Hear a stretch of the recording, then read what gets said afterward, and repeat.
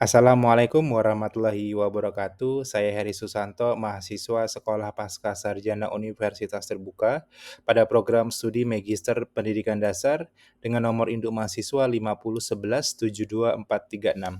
Pada kesempatan kali ini saya akan mempresentasikan terkait dengan tugas 2 pada mata kuliah MPDR 5302 Studi Komparatif Pendidikan Dasar di berbagai negara.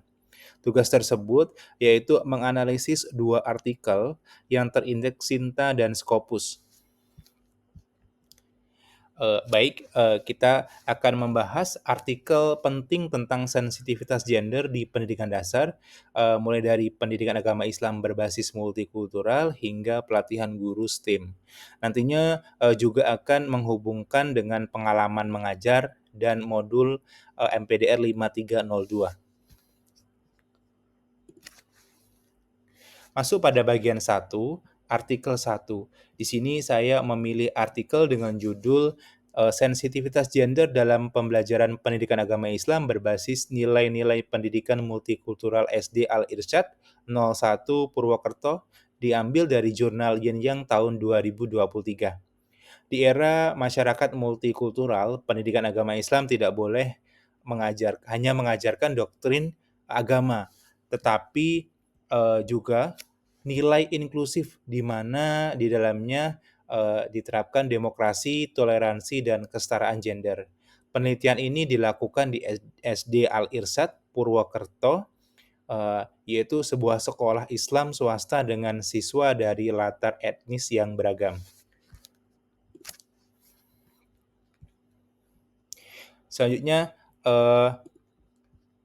pada judul artikel yang saya pilih tersebut memiliki tujuan utama yang berfokus pada yang pertama, integrasi nilai multikultural dalam pendidikan agama Islam.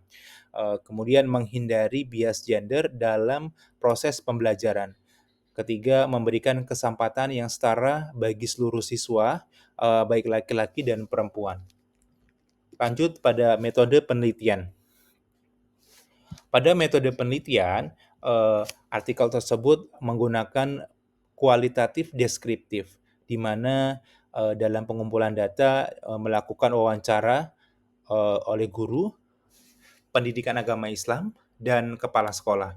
Kemudian melakukan observasi kelas dan ekstrakurikuler. Dan yang ketiga, menganalisis silabus dan materi ajar yang digunakan. Selanjutnya, temuan utama. Pada temuan utama, yang pertama, guru memahami multikulturalisme, di mana guru dapat menghargai keragaman dan kesetaraan gender. Kemudian metode yang digunakan yaitu diskusi campuran, role play, netral, proyek kolaboratif. Selanjutnya untuk materi, pada materi itu menggunakan tokoh perempuan atau Hadijah yang dapat disetarakan dengan laki-laki. Kemudian untuk kelasnya yaitu klub toleransi, rotasi pimpinan kelompok, yaitu dapat meningkatkan partisipasi siswa perempuan bisa naik secara signifikan. Kemudian untuk kesimpulan dan rekomendasi, untuk kesimpulan, pendidikan agama Islam itu dapat berhasil menjadi ruang inklusif dan adil gender. Untuk rekomendasi sendiri, perlunya pelatihan rutin untuk guru. Selanjutnya yaitu materi yang digunakan yaitu dapat berbasis digital inklusif. Dan yang ketiga, perlu adanya kolaboratif atau kolaborasi dengan orang tua siswa atau wali murid. Lanjut pada bagian 2, yaitu mengaitkan dengan pengalaman mengajar saya, yaitu di SD Negeri 2 Tugu Sempurna, di mana saya mengajar di kelas 5 di SD Negeri 2 Tugu Sempurna, Kecamatan Muara Kling, Kabupaten Musirawas, Provinsi Sumatera Selatan, dengan siswa dari latar belakang yang beragam, yaitu dari Jawa, ada yang dari Bali, dan asli dari penduduk pribumi. Kegiatan nyata yang dilakukan, yaitu membuat kegiatan atau acara Hari Bhinneka Tunggal Ika, di mana siswa membuat poster dan drama tentang kesetaraan gender dalam pendidikan Pancasila dan agama. Hal tersebut sejalan dengan aktualisasi multikulturalisme pada artikel. Masuk pada bagian ketiga, yaitu artikel kedua.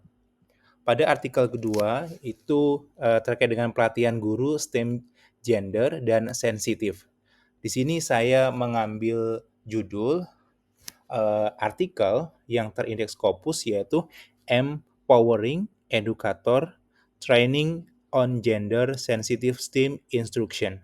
Austria Eurasia GMAT C NTEC 8 2024.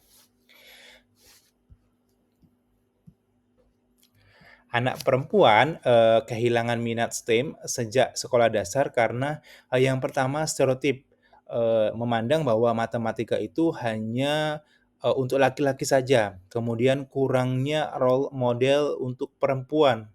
Selanjutnya pengajaran tidak inklusif. Nah, desain penelitian yang dilakukan yaitu yang pertama, guru, prajabatan, dan dalam jabatan dengan konten yang disampaikan itu terkait dengan teori gender, kemudian analisis stereotip, dan teaching aids, di mana di dalamnya terdapat kontekstual, kolaboratif, proyek, dan sorotan perempuan di STEM.